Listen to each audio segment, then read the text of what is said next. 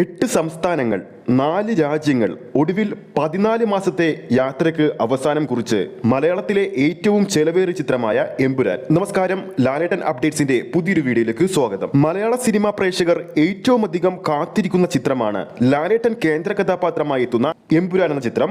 വൻ വിജയമായ ലൂസിഫറിന്റെ രണ്ടാം ഭാഗമായതുകൊണ്ട് തന്നെയാണ് ചിത്രത്തിന് ഇത്രയുമധികം ആരാധകർ കാത്തിരിക്കുന്നത്. ഇപ്പോഴത്തെ ചിത്രത്തിന്റെ ഷൂട്ടിംഗ് പൂർത്തിയായ വിവരം അറിയിച്ചുകൊണ്ടാണ് ചിത്രത്തിന്റെ അണിയറ പ്രവർത്തകർ ഇന്ന് രംഗത്തെത്തിയിരിക്കുന്നത്. പുതിയൊരു പോസ്റ്ററും ഇന്ന് ഒഫീഷ്യലായിട്ട് പുറത്തു വന്നിട്ടുണ്ട്. അതിനോടൊപ്പം തന്നെ സിനിമയുടെ റിലീസ് തീയതിയും പുറത്തുവിട്ടിരിക്കുകയാണ്. 2025 മാർച്ച് 27-നാണ് മലയാളത്തിലെ വൻപൻ ചിത്രമായ എമ്പുരാൻ എന്ന സിനിമ തിയേറ്ററുകളിലേക്ക് എത്താൻ പോകുന്നത്. ചിത്രത്തിന്റെ സംവിധായകനായ പൃഥ്വിരാജും ചിത്രത്തിലെ പ്രധാന കഥാപാത്രമായ ലാലേട്ടനും ഉൾപ്പെടെ ഒരുപാട് പേരാണ് പുതിയതായി വന്ന ആ ഒരു ഒഫീഷ്യൽ പോസ്റ്റർ സോഷ്യൽ മീഡിയയിൽ പങ്കുവച്ചിരിക്കുന്നത്. മലയാളത്തിന് പുറമെ ഒരേ സമയം തമിഴിലും തെലുങ്കിലും കന്നഡയിലും ഹിന്ദി ഭാഷയിലും എമ്പുരാൻ റിലീസിനെത്തും. ചിത്രത്തിന്റെ ആദ്യ ഭാഗമായ ലൂസിഫർ ആഗോള ബോക്സ് ഓഫീസിൽ നിന്നും ബിസിനസ് കളക്ഷൻ ഉൾപ്പെടെ 150 കോടി രൂപയോളമാണ് അന്ന് നേടിയെടുത്തത്.